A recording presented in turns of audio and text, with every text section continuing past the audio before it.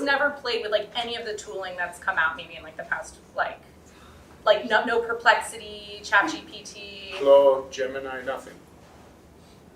No one. I think that's actually interesting. Maybe they don't want to admit. That they haven't. And I mean, it's fine. I actually haven't played with anything. And I think one of the things we'll maybe talk about a little later, like with the videos that you've made, is the benefit. Like I think the really great benefits of even playing with this stuff. I don't think that all the tooling is there yet, but there's a very visceral experience. I think actually playing with it versus seeing screenshots on Twitter or whatever. I would say that the progress is pretty substantial. Like if you either played with or looked at kind of what the video generators of Sora and others have done, let's say 11 months, 12 months ago, it was impressive. What happens now is very impressive. And I played, actually I just came back from LA, I played with a new video generator from China, some country somewhere. And I have a friend who's a wannabe Chinese, so he got, it's a story. So he got an account, and I played with it, which was interesting. So I had to move from English, I don't have any Mandarin, so I moved from English to Mandarin, and then I prompted it, and basically they give you 8-second segments, and they take them 3 minutes to generate it. It takes 3 minutes to generate. Yeah, it's pretty impressive. I would say that's actually kind of a long time now.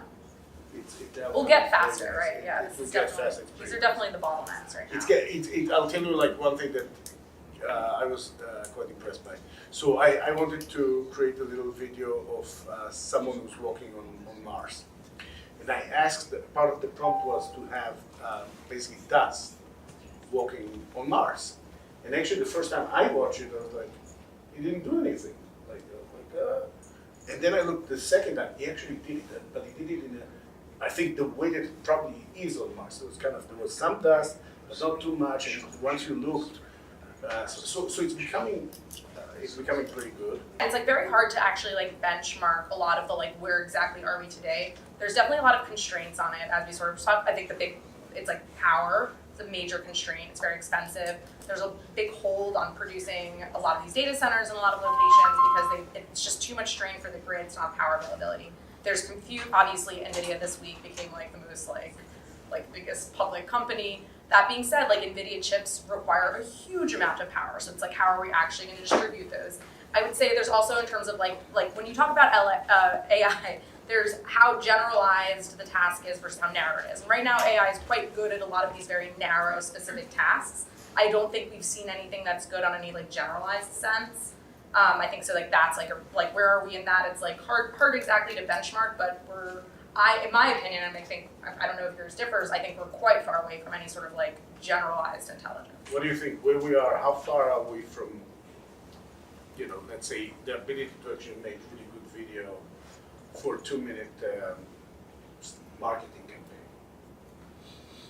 I mean, what do you consider very good? I don't know, whatever you consider very good. Whatever the commercial will I still, when I look at AI, like, I don't know, has everyone here heard of like the Turing test, for example, which is like, do you know if you're talking to an AI? Like, I would say most experiences that I have when I'm interacting with artificial intelligence, like, it's hard to exactly pinpoint what it is, but that uncanny valley, like, no one's gonna think it's a person. Not because it doesn't come up with the answer, but it's just, there's something uncanny about the way that it interacts, and it's not a human, and I can tell. So will it be able to create some, like, jingle? Sure. Will it be of the same caliber that I think a human is capable of creating? Absolutely not. Don't forget, when you say human, you're talking about the best of humans. Like, that's exactly the point. Like, we need to start being very frank about it. There's a lot of, this is the chosen event, so like, there's a certain level of humans that, listen, so I actually think, friends, I think that so after the entire conversation, again, this is the uplifting part, but part of the stuff that, so as an investor, I think that my thinking is, LLM is very interesting, of course. In general, I like really, really boring, very narrow band stuff with AI as a solution. I think that will do very well. And then accept that, I think that the big place is exactly the picks and shovels. So obviously GPUs, there's a reason why, I think NVIDIA is probably bubbles, but still, it makes sense. I think people need to look at other semiconductors, other chip manufacturers. That's a place. Have you looked at like any of the very like model specific chips you're actually coding into the transistors in the hardware? This is like sort of a developing area where you can actually hard code things for the models into the chips and get a lot more efficiency that way. But again, there's a lot of drawbacks to that. No, maybe that's a good segue to say a few words. How many people know kind of the basic story of quantum computing? All right. So for the ones who don't, I'll give it very kind of, and again, I'm not a physicist, so it's high level. So the way that we can think about the entire kind of movement of computing, we started basically from analog computing, basically just using machines to be able to quantify something. Then with Turing, we moved basically to digital computing, basically using something we call bit, 1 and 0. So quantum computing is, in that sense, a pretty remarkable revolution. Basically started when Richard Feynman was trying to think what would be, so the idea with transistors is how do you take a lot of transistors and you hatch them into a very small piece of wafer, basically what we call semiconductors. So Feynman in the late 70s was thinking, okay, what would be the smallest transistor? And his answer was actually an atom. So basically a particle can be an actual, let's call it, basic way to create a computing, and then, which was a genius idea, and then he basically said that because we want to replicate the world is quantum, and so what we'll do, we'll basically have a quantum computing, and then the big revolution with quantum computing, the reason why it's such a big deal is that instead of a bit, instead of 1 and 0s, we'll have something we call quantum bit, which is able to have 1 and 0, but also everything in between. And then once you layer more and more qubits, quantum bits, together called qubits, you basically are able to have a number of 2 in the power of n. So basically it's substantially much faster, substantially more powerful than what we call the classical computer. On the same time, it's not necessarily going to be useful for anything that we use computers today. So there's a lot of very basic computing usability that we don't need quantum computers for. But for things that we actually try to create a simulation of nature, so things related to biotech, agriculture, chemistry, certain aspect of energy manufacturing, Power, I think is really interesting. Physics, all those places, again, assuming that, now, for a while the feeling was that, again, it's sci-fi, basically. Feynman had an idea, and it was all sci-fi, but then it became a reality, it started to become a reality about a decade ago, and nowadays we have a very clear roadmap. So I'm following very closely, there's literally, if you Google roadmap, IBM Quantum provide a roadmap. And they seem to actually, in a pretty Germanic way, to follow it.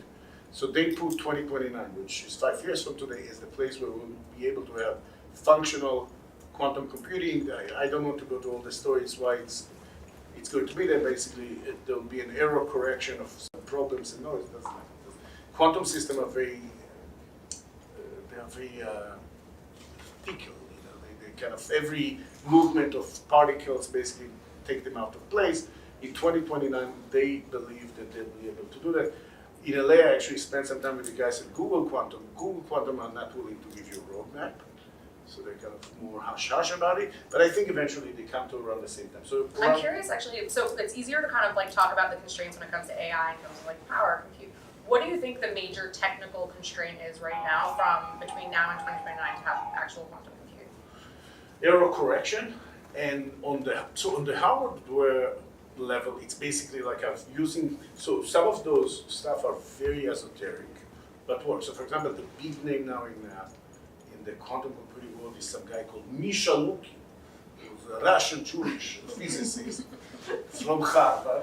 Perfect. No, but Misha is brilliant, and he basically built a very interesting. Again, he's using some esoteric ideas. He's able to build a computer that seems to be able to be able to build a lot of qubits and a lot of quantum gates together, and at the same time start building error correction as part of the system. So it's very promising, and that's something that is kind of very much talked about. The way that I think about DeepTech is always the difference between physics and engineering. Mhm. So physics, if you might hit yourself with, second law of thermodynamics, that's a problem. Like if I talk with an entrepreneur, I'm not sure that this will. I'm like, if you're not sure, I'm definitely sure I don't want to talk to you. I've definitely met companies where I'm like, I feel like you haven't heard of thermodynamics. Well, okay, that's a bigger problem. No, they have, but I'm like, this definitely doesn't comply. But then the issue is once you move to engineering, the assumption I think technology, the engineering, you take a bigger, something, you bang it, you drop it in another guy, whatever. Eventually, there's a way to do it. It might take more time, but it will happen. I think we're in the engineering phase. So again, IBM Quantum is very clear about the timeline. I think Google feels the same. Michel Lukin obviously thinks he's in a good place. So I think actually, I have not made any quantum investments. I've looked at a ton of deals. I have think- not found any that meet the plausible side of the plausible side. But I'm curious, what are areas that you feel confident like looking at right now? If that's like an area. so again, in the hardware, what Misha is doing is very interesting, I think. And again, to find some interesting solution in either trapped ions or there's a lot of things that are very esoteric. And then if not, listen, obviously if you do superconductors, what Google is doing, what IBM is doing, very interesting. So I think actually the best way to think about it, again, as a financial investment, is actually through software. Because hardware is hard, hardware is expensive, hardware takes a lot of time. Just find software solutions. So I think there are some interesting software solutions that will be very useful, and then you lead in entire algorithms and quantum algorithms, obviously.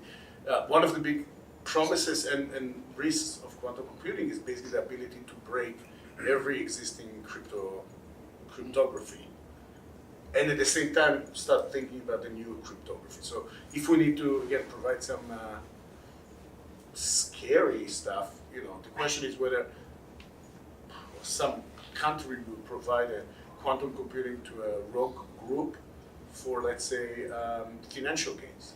And then all our friends from Puerto Rico, the crypto world, someone will take all their Bitcoins and Ethereum and everything under their belt and move it to North Korea, let's say.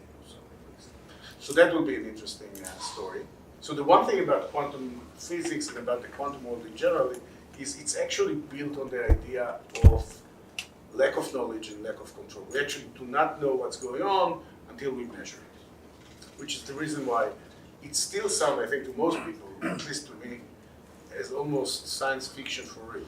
So the big story that happens in a lot of the LLMs is that, and that's something that Ilya and a lot of the people involved in this world are talking about, is the fact that it's a real black box.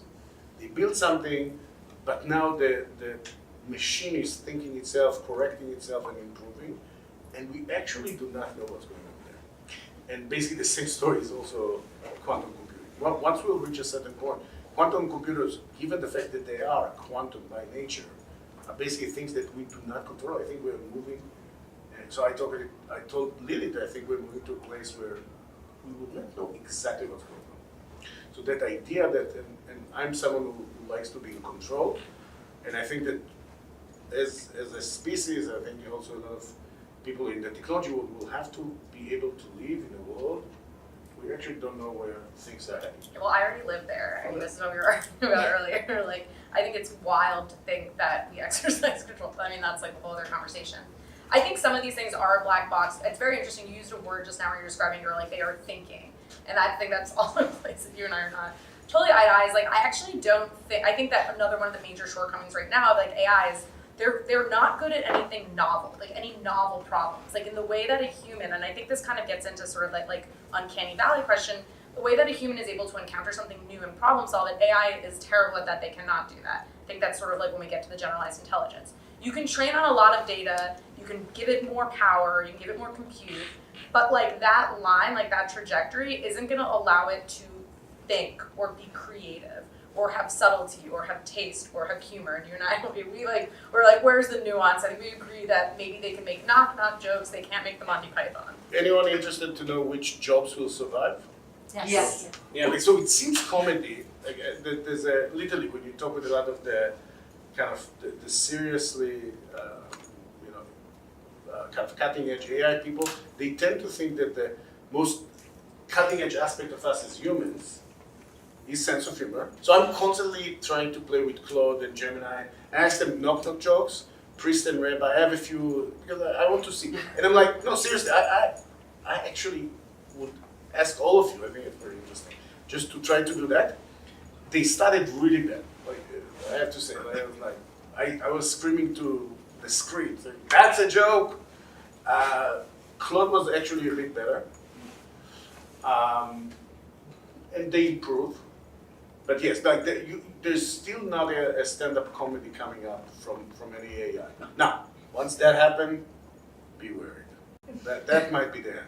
Well, it's like that type of thing, like subtle, like the subtlety, like where do you take it too far? Potentially Moran doesn't necessarily care when you take it too far, neither do I for that matter.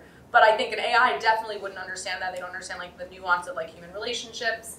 I would say what they're very good at is pattern recognition, like data analysis on a really large scale. Like if you feed them, you can feed them like any number of mathematical equations and they'll be able to regurgitate them, but it's memorization. It's not thinking on the go. Like they don't go to a situation and they're like, let me think about what this is. It's, I can memorize this, I can plug in these numbers, but there's no, I don't think any creativity in like this. So the first thing, listen, this is kind of my philosophy. I actually think, so I told it a little before, I'll say it very quickly. I think there is a certain aspect actually, we should, at least, assuming this is kind of a Jewish event, we should be very proud. I think we invented that. That kind of the humanistic concept literally comes from Genesis. It's basically the idea that all of us human created in the image of God, which is not what it means, and we are so special, and we have dominion over this place. This planet is ours, and we are the best. And I think that a lot of people think that way, literally because of their basic religious idea. I don't think so. I think we're just a mechanical, kind of electromechanical... Meat bags. Yeah, whatever. Yeah, animals. There's a fair chance that there are aliens who do much better than us, and I don't think we have anything special. And I think that AI or any kind of machine, certainly obviously quantum machines, will be able to improve upon us eventually. Now, the stage where they are right now is exactly what you said, kind of basic. But now, the interesting story that everyone should consider is this. What happened with truckers over the next 10, 20 years? So already there are obviously self-driving tracking companies who are able to take a truck from point A to point B on an American kind of highway, no problem. You take it from one warehouse, you take it to another warehouse, it drives, it doesn't go to sleep, it doesn't have a bad day, he didn't break up with his girlfriend, he doesn't try to cut cars, drives whatever, 65 miles an hour, 8 hours through 5 or whatever highway you want. Once you go into the city, things are becoming murky. But I don't think we're that far away from truckers becoming another Well, I have job. an insane theory on self-driving cars, so like I might differ from I think it's actually interesting because like what you're kind of describing sounds like a train on tracks, right? Like in some ways, you're like it's good at the highway, it's good at the long straight sections, it's not very good at navigating. I actually think we're very far away. No, even navigating, it's good. It's navigating through obstacles, through humans, right, exactly. Yeah. So I think we're actually quite far away from people safely deploying them in a city like New York City. Like you couldn't do that. There's too many crazy things. We don't even have like the sensors, we don't have the processing power. Yeah, like we will at some point. I think that like compute is going to be moved into the roads and into the tires. It seems like the most obvious way to do this. Where when you travel onto the highway, your tires there are really interesting technologies. There's one that's actually putting fiber optics into paint that you paint on the roadways to be able to extend connectivity. But then it's not a very far cry from that being able to communicate through your wheels. And I think that that's going to be like the shortest self-driving cars. But that's my own crazy theory. Yeah, maybe we'll move into questions because we can go off and pontificate forever. In the back, you put your hand up first. One of the industries that is most probably going to be the one that will get the effect the first is content creating. And the way I see it, and I want to hear your views, that people would not like to consume content that was created by a machine just because they know it was created by a machine. If you read a book, you don't want to think that there's no person who wrote it. And I want to know, to hear what you think about it, whether it's something that humans would just, grow out of, or it's just, or it would be hidden by people who create content. How is this going to play out? All right, so okay, that's interesting.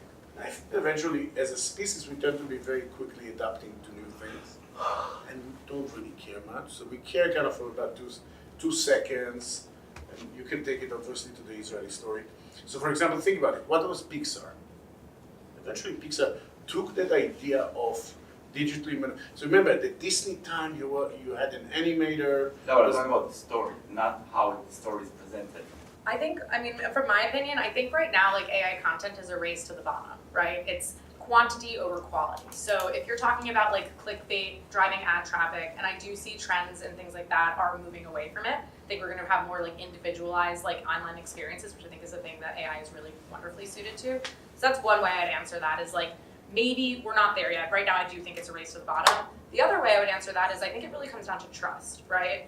I think that if you read something and you don't know the source, it's a very hard thing to trust, right? So if you're reading something within context, let's say it was like an AI art exhibit or an AI short story competition or something like that, I think a person would be really amenable to that. I think that if you're being tricked, I think there's like a certain amount of distrust that's built, and it's hard to really identify with content without that level of trust. So I think that that's what it'll be really contextual. And I think to Moran's point, I think that we will adjust to it, and it'll come through it trickling down into your life through trusted sources where it's been identified and you are acknowledging it for like that, whatever creative ability that it has in that context, that will begin to normalize it. I think that building the distrust and doing these like weird auto-generated articles and stuff, I think we can still, I have to believe that like most people can still sort of sense that it's not it's not like it's that uncanny valley quality again, which might not last forever. What's going on in social media? Right. What?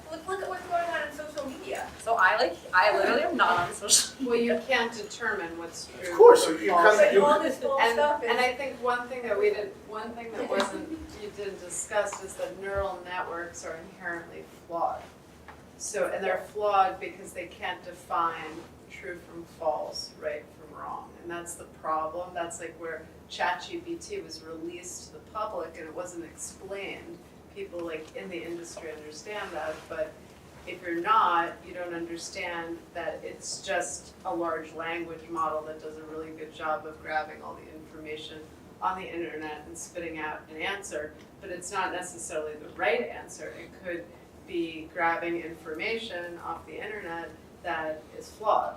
It doesn't know how to tell you, it doesn't know how to like use Yeah, but the question its is actual whether. brain to come up with reasoning to define if what it's reading is actually true or false. I think it just requires more prompting than most people are willing to do, right? So like I've actually trained, like on ChatGPT, you can train your own voice and you can train it on some of your writing. And you can use that like to turn out like things like outlines, or if you want like a content calendar, if you have like social media strategies. I actually think it's very good at things like that, where you're like, I want to post something like, here are some of my notes, here's some of the articles I like to read, here's some of the people I follow, here's like the type of like consumer avatar, like, like when you're like trying to like target different groups of people, like this is like what I want to talk about, and it can create a content calendar and give you like, but like you still have to take it that last mile. And not really a question, just an observation that you could comment on. I noticed in the past couple of months, my Google searches, used to be I put in something in Google, and there was a lot of stuff, and I had to look through a lot of stuff to find the answer to the question. It looks like they've incorporated some kind of AI, and now I have the answer. So first of all, what I'll say about Google is that it's all paid range. So it's like, it depends on what type of research you're doing. They're very good for like uncovering papers or doing research or like finding companies and things like that. They do have a consumer-facing one. It's free. There's a couple other search engines that we can potentially share that are like not paid range. So that's the first thing about Google. The second thing that I would say is there's something called Perplexity. It's free. You can download the app. And Perplexity is actually doing an excellent job. It's based off of like Google's results. So it sits on top of it, and it will actually, like that one actually is pretty good for legal research. Like if you're like, what is the legal code that does X, Y, and Z, because it's able to scan all like the public documents, it does an excellent job of that. The Google one, I don't trust it. I don't know if you feel differently. Yeah, so I was wondering what degree you get deals coming across your desk regarding like edge deployments of AI and whether that is something that's of interest to you. I'm also interested to know like if that's not something that you find interesting, then you must clearly be interested in like more of like a centralized versus an edge deployment. And if so, then why? Thank you. Thank you.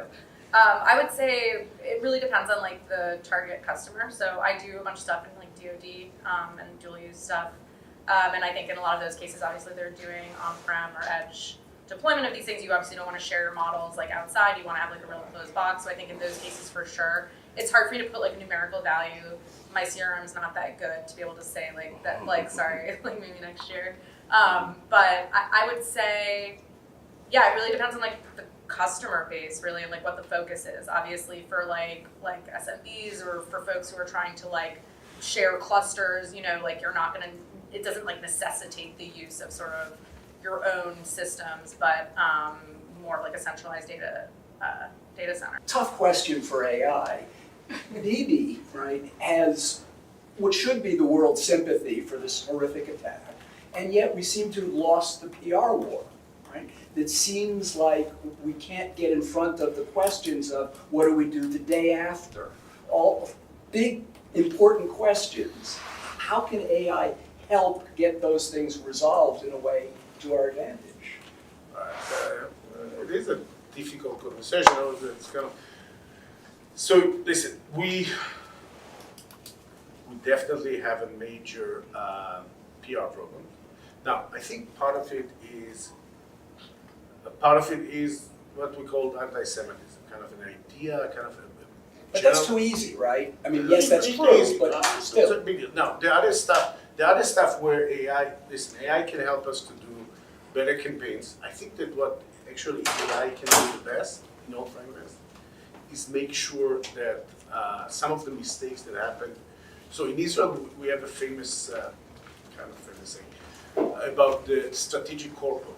Now, the most famous strategic corporal obviously is Adolf Hitler, but except that in Israel we always say that if you are serving and you are just a corporal, but you make a big mistake, and for example, exactly, you are in Lebanon and you send a missile on some sort of UN compound with 200 Lebanese children, many of them died.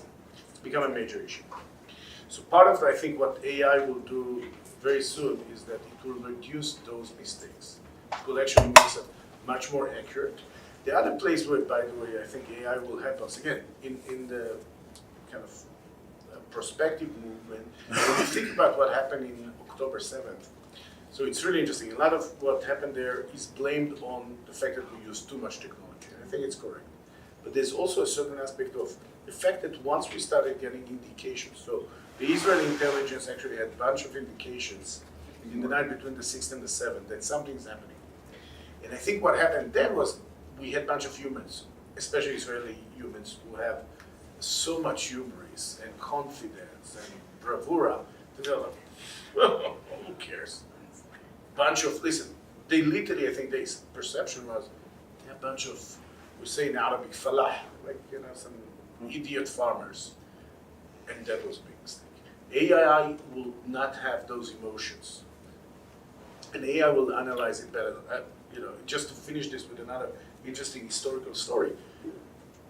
In the Israeli intelligence, and even when in '69 the legendary leader of Egypt died, Nasser, and he's replaced by a guy called Sadat, who was his deputy before. Sadat is darker, he's kind of almost Nubian, he's almost African.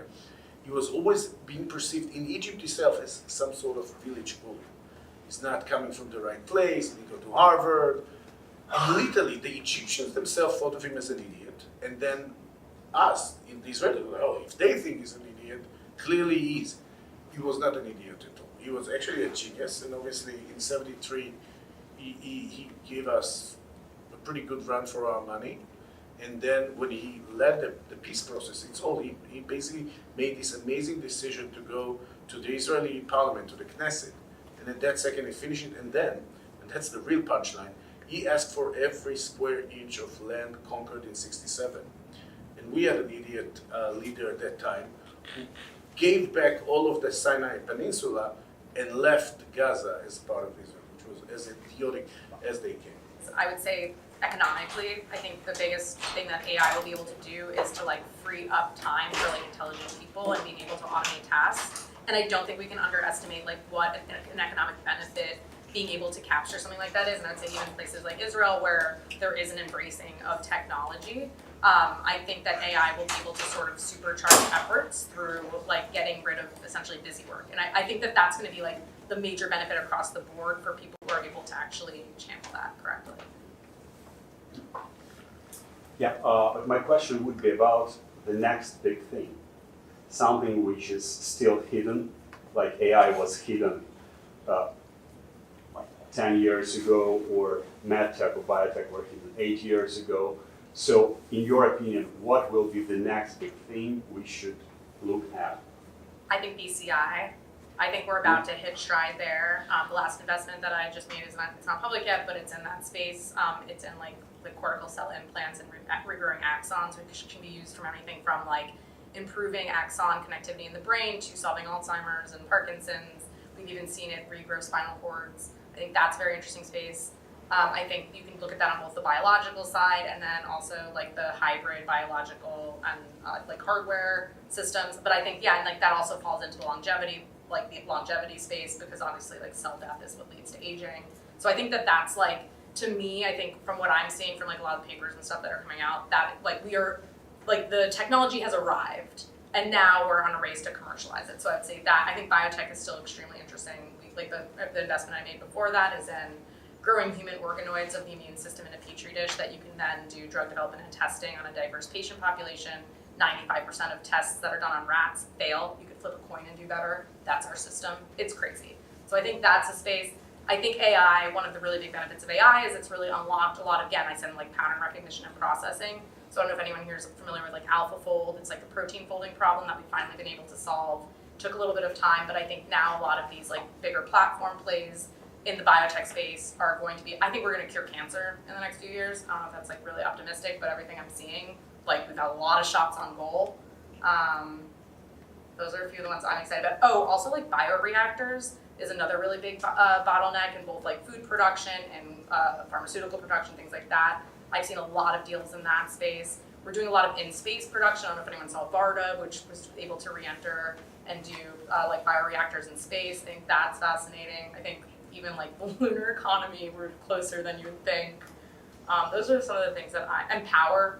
I think power is a really big one. So I think that the trick is not to think about it in buzzwords. Actually, either if you invest early stage, look at the companies, and if not, just actually the best trick is to invest later stage where you see that something works. That said, so obviously yes, biology, including by the way Neuralink. So I think that I looked at a bunch of companies that compete with Neuralinks and they have some advantages. Again, big deal, very interesting stuff. As I mentioned, quantum computing. Everyone should look very carefully. I'm using you into the renewable energy space. Again, climate change is a reality. It's a big deal. Batteries, which is actually interesting because batteries we still don't have. I'm looking very carefully. There's still not a technology that is like, but things are improving. That's exactly. Look at batteries, hydrogen, and fusion. If someone over here has some cousin who has a little fusion reactor, I'm not ready for fusion yet. I'm ready for fusion. I don't think fusion is ready yet. I don't think on a venture time scale. I mean, this is again very specific to venture, but I would love like fusion is at the top of my like whatever wish list, but I don't think that. Yeah, we're we're probably we're probably 20. What's the joke? 25 years away. We're always 25 years away. We're always 25. Small scale nuclear. Sure. Yeah, we'll take. Rolls-Royce is building them. Yeah, I did an investment in like Rolls-Royce is building nuclear about the size of bunch that. of there's a company I looked at that actually even putting it inside the ocean. Yeah. Yeah, so that's interesting. Yeah, renewable energy throughout and storing it, big deal.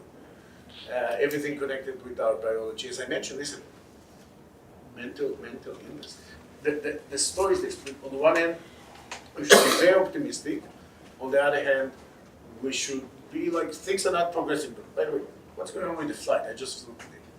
Where's the supersonic travel? Anyone?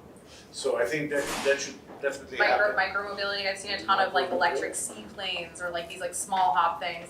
Again, I'm not investing in them yet, but I think like the vertical like lift off, like small hop micromobility, I think we're getting close. But again, like what's like the next big thing? It's like what I look for is Instead like of the big things, just find something amazing that is not a big thing, but is one company with a great entrepreneur or entrepreneurial group. yeah, or solves the for me, it's like what solves the foundational problem. Like where there has been a technological unlock where today we were able to solve something that we weren't able, that we didn't have the toolkit to solve before, but it's like really addressing something that's like a foundational problem. I noticed that it never, all of those AI tools, they never search the web in an objective way. You always have to extract all the information you want, put it in one file, and then say analyze this. Because if you just let them scroll the web, you'll never get a good result. And is there a solution for that? Well, you're doing a better job than most people. The fact that you like, and that's what I was saying, a lot of this comes down to prompt engineering and like how you ask it, because it's good, it does, like I said, like at certain narrow tasks, it is better than probably most humans at this point, but on anything that's like a little bit more subjective. So part of that, I think, and this is one of the reasons I really encourage people, like they were just doing, to go in and play with it and see what it comes out with. Because I bet that there's other ways that you could like ask that question that you could get at least closer to an answer that would satisfy you. And I think part of these skill set is going to be understanding how to do that. So like how do you prepare yourself for AI? Like how do you like ensure that your job isn't taken away? I think part of it is like understanding what that back and forth feels like and how to actually prompt out useful information from these tools. And that really only comes from practice. But the problem is that when you have bots of content being sent from groups in, let's say, Russia or China that are creating disinformation campaigns targeting a specific topic, or it could be in a political situation, right? I mean, I think the becomes- bot, yeah. What do we do? No, but what How do we stop it? I mean, we had PsyOps campaigns before we had AI. yeah, and exactly, like, obviously cyber that you mentioned is one example. Right. Listen, what we'll see is what we always see in mankind, no? Like it's a pendulum shift. Cat and mouse. Yeah, like there'll be movement on one side and then there'll be bots on the other side. I think that's the history of mankind. You know, I agree. Like we will have to. Listen, that's the way we in venture makes money. Like, you know, there's more. You have more threats, then you have more cyber companies. Then cyber become better, then you have meaner people on the other side. It's kind of it's actually good for us as an ecosystem. It's evolution. Yes, Keeps us that's sharp. exactly what happened. Like the bad people do well, and then you know the good guys do. Eventually, that's what will happen. I don't think someone can give you a. It sounds to me like you're looking for some happy-go-lucky answer. I'm not sure that it exists. There's no happy-go-lucky. You should make it. Yeah. Okay. Well, we do not- I think that's why I'm putting the question out here to decide. But there are things happening. Like, you know what? If I want to, again, let's go back to my trucker story.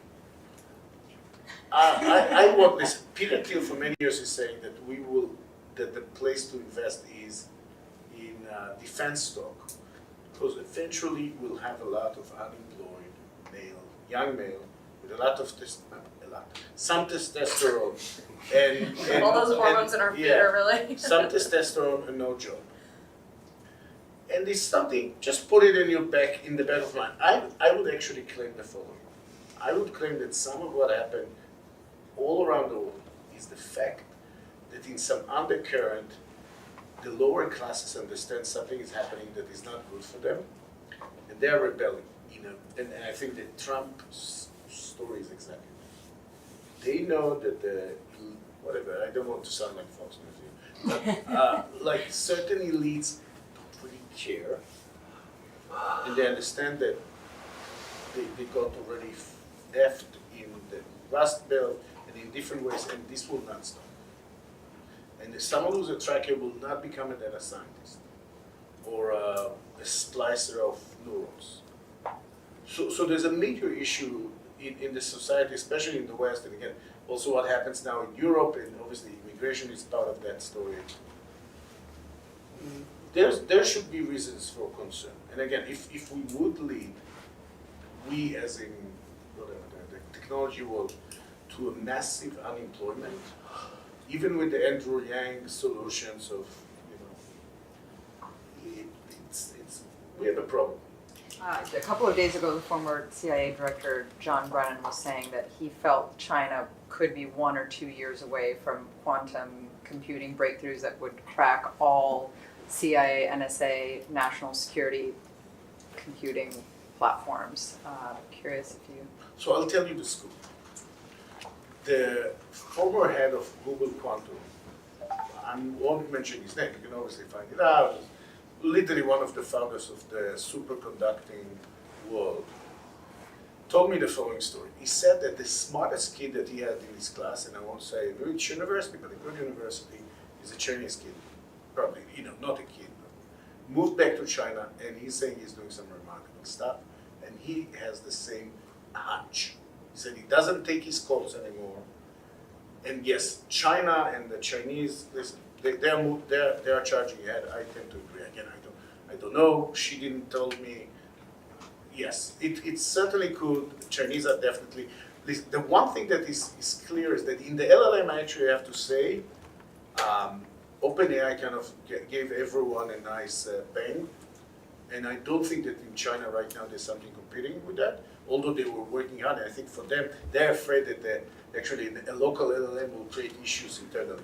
Quantum computing is definitely the way for them to go, because you're right. Once this is a massive story. If they will have some trapped ions, computer that can have 10,000 qubits, that's a big deal. Guys, thank you so much. Pleasure. Yeah.